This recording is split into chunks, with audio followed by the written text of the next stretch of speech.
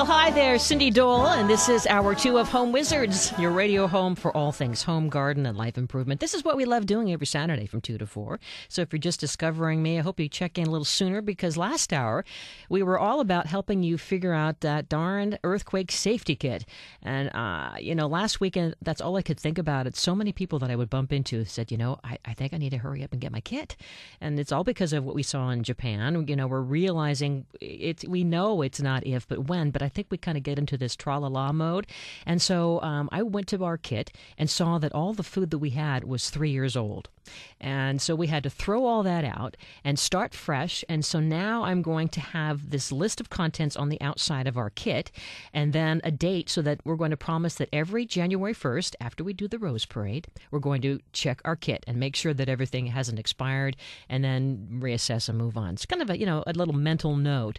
But as we were talking about the kit, we also talked about retrofitting, and we want to just make a footnote that hopefully when you have those radios, you want to make sure that you have radios and flashlights and so forth, but watch out for those wind-up radios inside your home, because one of our fire experts here who was talking to us, Michael Underwood, how dangerous they can be, because that's just the right amount of spark if there was a gas leak inside your home.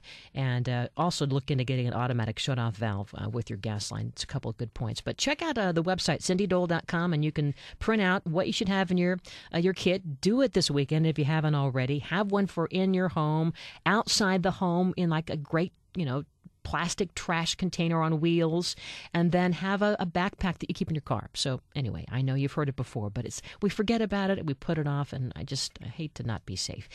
Anyway, later in the hour here, we're now still talking gardening. We're going to talk about how to create that little tranquil space, how to have almost that little Zen experience, and in very small corner of land. I mean, a lot of us don't even have a yard, and so that doesn't mean that you can't experience tranquility. So we're going to talk with one of the other landscapers who's been up to some great things at the Pasadena Showcase House. And speaking of which, as we are now segueing into the season, they'll be opening up their doors for the tours in about, 3 weeks or so. We'll be broadcasting from there like we always do. And this week I'm going to post a video. We did a nice little behind-the-scenes tour of many of the rooms in the home. And so I'm anxious for you to come and check the website at cindydole.com. I'll post that on Facebook. And then coming up in the weeks to come, we'll spend more time talking about the house, and we'll be giving away tickets to take the tour. So all you do is go to the website, email me, and go to Facebook for your chance to experience this on us. So how cool is that? Then a little bit later, too, we're going to talk with a couple other gardening pros. The LA County Arboretum, one of my favorite places to be. It's in Arcadia, where I grew up as a kid, and it's a fun place to take classes and just experience all the different plantings from all around the world. And today and tomorrow they have this whole experience on orchids. And if you haven't been there to see their incredible rainforest, you can go there. And then next weekend they have this great plant sale. So we're going to talk with a guy over at the Arboretum about your experience, your chance to get to some of the Arboretum creations and how to bring them to your garden. And then finally, at the end of the show, we're going to talk with another landscape pro on how to create that outdoor living room. So a lot of fun things to look forward to. 888-KFWB-980 is the number, 888-539-2980. So on to our next guest, and it's all about coming up with that corner of that property, that little space where you want to feel like you have your little peace of mind. I'd like to be under the sea in an octopus's garden in the shade. All right, so do you have hardly any garden space? You don't even have an octopus's garden. Just that tiny corner, you're going, oh my God, I'm in a conundrum. Well, welcome back. We're going to help you. We've got the answers here. Just wait till you see this little piece of garden at the Pasadena Showcase House. And by the way, we're going to put the pictures of what he did on the website a little bit later on. But enter Steven Selden, or Steve Selden. He's with Reliable Gardens. And he happens to be very good friends with our previous landscaper, who was here just moments ago and is still here, Michael Underwood. So hi, both of you guys again. And what is your relationship? As you're both working on Showcase House, you're also... soon-to-be soon-to-be brother-in-law. brother-in-law. And how's that going along for you? Just wonderful. Yep, it's great. It's great. That's great. I Yeah. mean, were you going to be brothers-in-law before you signed up for Showcase House, or this you knew going into it? Oh, yeah. Yeah. He's been going out with my sister for a few years. Oh, so good. So Yeah, you're so 7. family. very well acquainted. Oh, isn't that fun? So it is a family affair. Oh yeah. No, it's definitely a family That's affair. great. Well, let's talk, Steve, about your space. I was so curious about when I saw what you call the Tranquility Garden, Yes. right? And let's paint a picture for people as they're in their car or they're in their house and they're listening to talk about this. It really gives you that Zen experience. So what do you have there? Well, what I started with and what we ended up with is quite different. You started with weeds. We started with weeds. It was pretty daunting. It was a very shady area. Yeah.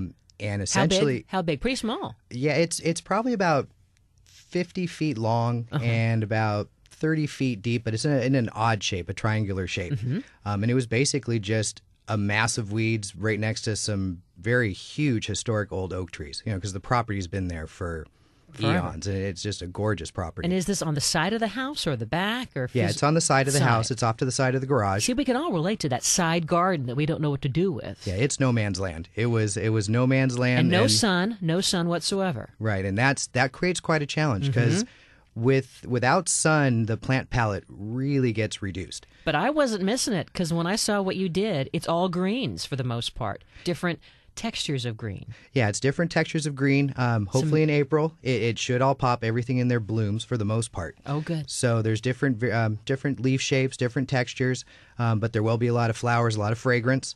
But it looks great all green right now. I mean, the variegated leaves, it was really very soothing looking. Yeah, it's a very relaxing space, and that was the intent, because everybody's got that backyard, and everybody lives a stressful life, especially with the way things are right now. Right. So to just be able to take a small little space and create somewhere where you can almost feel like you've gone on vacation, So you have and a just stone. unwind. There's a stone bench, but it's kind of like not your typical perfect bench. It almost looks like it's this natural piece of stone. It actually is. It's a granite slab, and it's polished on the top, and underneath it's the legs are actually big solid chunks of stone that are cut flat. So you made it. Well, I didn't personally make it. Oh, come on, you no, did. no. Yeah, I busted out that saw and grinder.